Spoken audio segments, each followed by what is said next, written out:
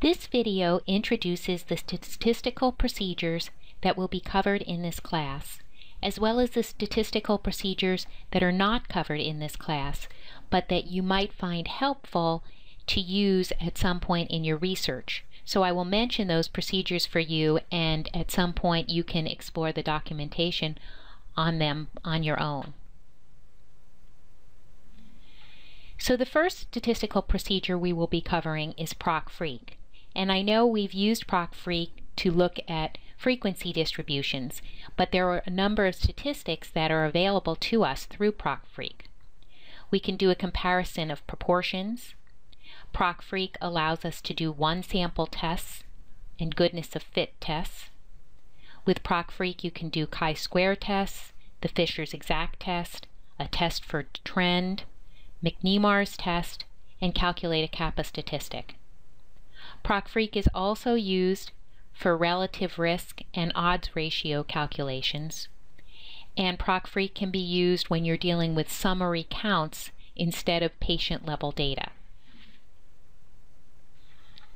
We will also be looking at Proc Univariate, and some of the tests that we can use Proc Univariate for are the signed test and the signed rank test. Both are non-parametric tests.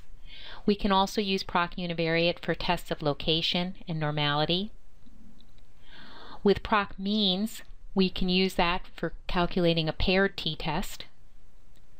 Proc t-test is used to do a t-test comparing two independent means or a paired t-test.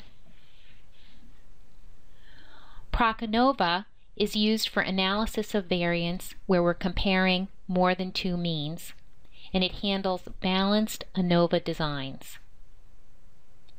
Proc GLM is the preferred procedure for doing univariate analysis of variance, multivariate analysis of variance, and most types of regression. Proc ANOVA could also be used to do the analysis of variance when the design is balanced.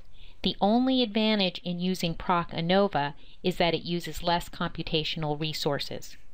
Its use is recommended only for large projects in which you are assured that the design is balanced. The non-parametric procedure that's used often in SAS is Proc NPAR one-way, and it allows you to compare two groups, so you would be comparing the medians in two groups, as well as doing a non-parametric ANOVA, specifically the Kruskal-Wallis test. And when you're doing a comparison of two independent groups with Proc NPAR one-way, that's the same as the Mann-Whitney test, or also referred to as the Wilcoxon-Rank sum test.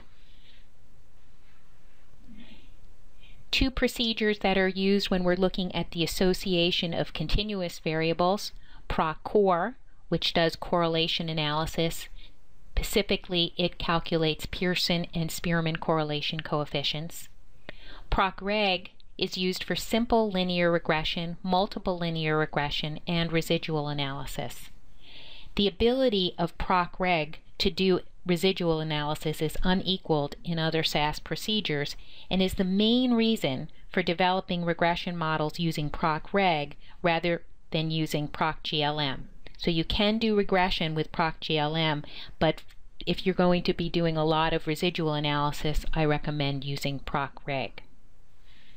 So these are the procedures that I am going to be covering both in this week's class and next week's class.